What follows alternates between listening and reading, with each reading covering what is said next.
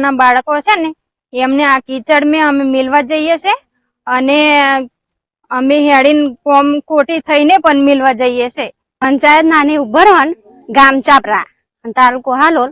અમારા બાળકો 1 થી 8 ધોરણના નિશાળે જાય છે પણ એમને તકલીફ બહુ પડે છે। અમે બાળકોને રોડ નથી ને કિચડમાં લઈ જવાનું છે। કિચડમાં અમે લેવા જઈએ મૂકવા જઈએ અને બાળકો પડીને આવે ને કપડા ગંદા કરી દે।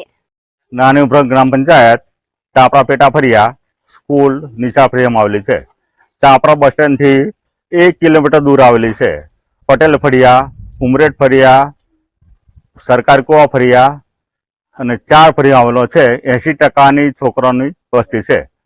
તે છતાં બી હજુ રસ્તાનું કોઈ ઠેકાણું નથી। રજૂઆત ઘણી વખત કરવામાં આવી છે, તે છતાં બી કોઈ નિરાકરણ આવ્યું નથી। આ રસ્તાના લીધે ચોમાસામાં બાળકોને આવવામાં તકલીફ પડે છે। એના માટે વાલીઓ ફરિયાદ કરી હતી, મારા સુધી આવ્યા હતા, કહ્યું છે, પણ હવે એ પ્રશ્ન ગામ લોકોનો છે।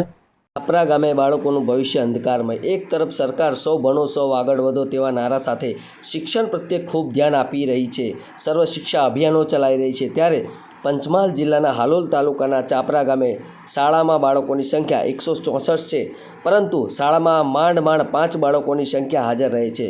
આનું મુખ્ય કારણ છે ચાપરા ગામમાં શાળાએ જવા માટેના રસ્તા બિલકુલ ખરાબ હાલતમાં છે। વિડીયોમાં તમે જોયું તેમ બાળકો કેવી રીતે શાળાએ જઈ રહ્યા છે, જેને લઈને તંત્રને વારંવાર રજૂઆત કરવા છતાં પણ હજુ સુધી રસ્તા બનાવવામાં આવ્યા નથી। ગ્રામજનોનું કહેવું છે કે જો રસ્તાઓ બને નહીં તો અમે સંપૂર્ણપણે ચૂંટણીનો બહિષ્કાર કરશું તેવી ચીમકીઓ પણ આપવામાં આવી છે।